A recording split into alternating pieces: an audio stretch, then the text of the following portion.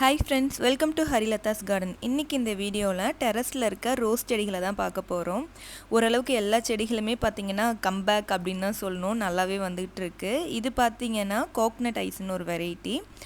அவ்வளோ சூப்பராக இருக்கும். இந்த பூ பார்க்கவே டபுள் ஷேடில் இருக்கும். ஒரு க்ரீமி பிங்க் கலரில், பேக் சைடில் அந்த பெட்டல்ஸ் வந்து ஒயிட் கலரில் இருக்கும். இந்த செடி பார்த்திங்கன்னா கேஎஸ்ஜி நர்சரி பெங்களூர், அதில் தான் ஆன்லைனில் ஆர்டர் பண்ணி வாங்கினது. இது பார்த்திங்கன்னா ஒயிட் அவலஞ்சி, நல்ல பெரிய மொட்டாக வச்சுருக்கு.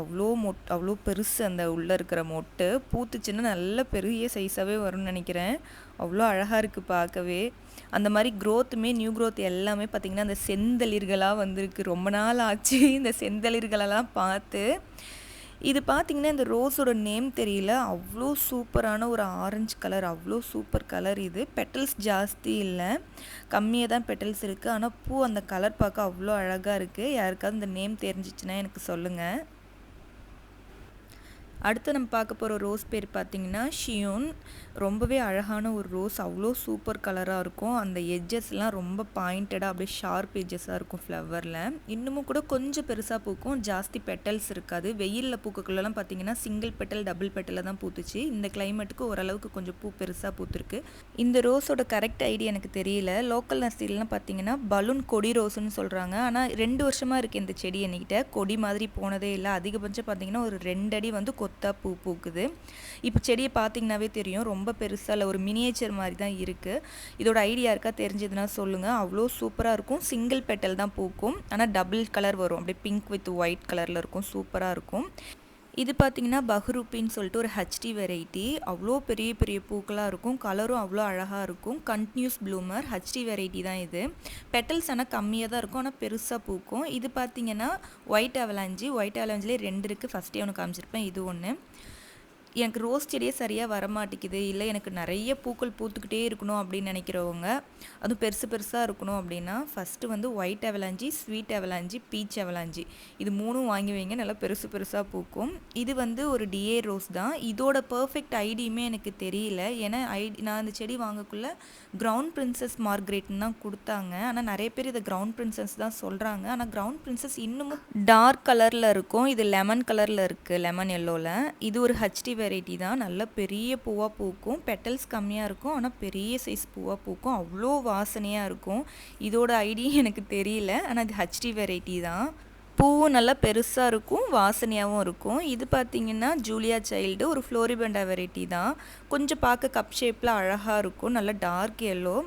இதோட ஐடி பார்த்திங்கன்னா ப்ளம் பர்ஃபெக்ட்டு. இதுவும் ஒரு ஃப்ளோரிபெண்டா வெரைட்டி தான். எனக்கான இது அதிகமாக கொத்தாக பூத்ததே இல்லை, சிங்கிளாக தான் பூத்துருக்கு இது வரைக்குமே.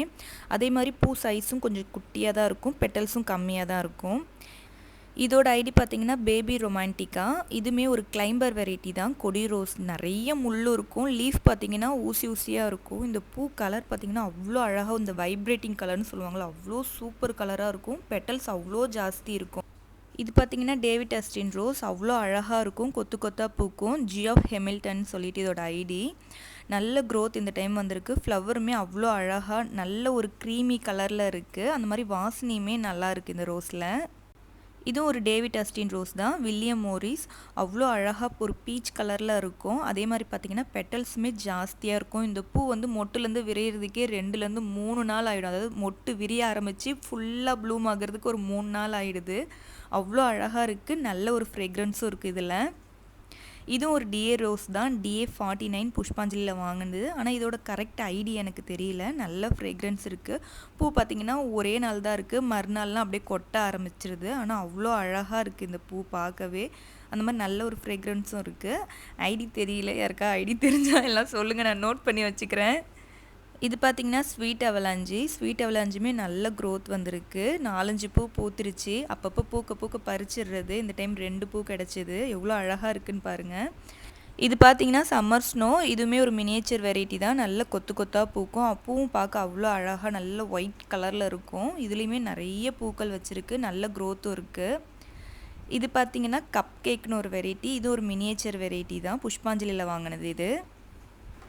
டெரஸில் இருக்க ரோஸ் செடி எல்லாமே பார்த்திங்கன்னா சூப்பராக வந்திருக்கு. நல்ல க்ரோத்தும் இருக்குது. இதுக்கு பார்த்திங்கன்னா வாரத்தில் ஒரு டைம் வந்து ஏதாவது ஒரு பெஸ்டிசைட் கம்பல்சரி நான் கொடுத்துட்ருக்கேன். ஒரு வாரம் கெம் கொடுத்தேன்னா ஒரு வாரம் பார்த்திங்கன்னா எக்ஸோடஸ் கொடுக்குறேன். அந்த மாதிரி மாற்றி மாற்றி கொடுத்துட்ருக்கேன். 15 நாளைக்கு ஒரு டைம் பார்த்திங்கன்னா ரோஸ் மிக்ஸ் கொடுத்துட்ருக்கேன். இப்போதைக்கு இதுதான் ஃபாலோ பண்ணிகிட்ருக்கேன். இனிமேல் கொஞ்சம் கொஞ்சமாக புண்ணாக்கு கரைசலும் கொடுக்க ஆரம்பிக்கணும்.